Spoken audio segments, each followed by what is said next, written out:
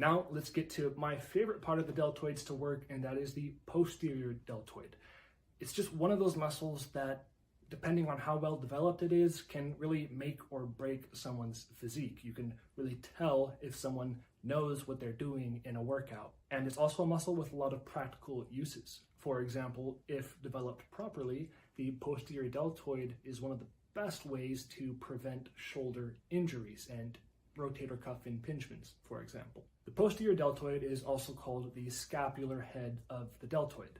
And I turn bones around here so that you can see why. It originates from what's called the spine of the scapula, and then travels down to insert, again, same place, deltoid tuberosity, lateral edge of the humerus. Just like the anterior head, the posterior head has three roles.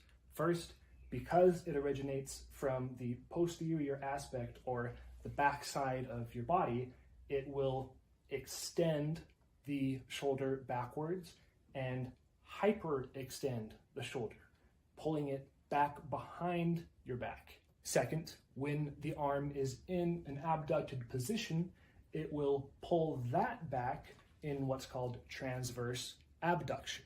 And then third, since it wraps around the arm to insert on the lateral aspect, when it pulls, it will externally rotate the shoulder, or in other words, laterally rotate the arm. Now, if you noticed, those three motions of the posterior deltoid were the exact opposites of the anterior deltoid.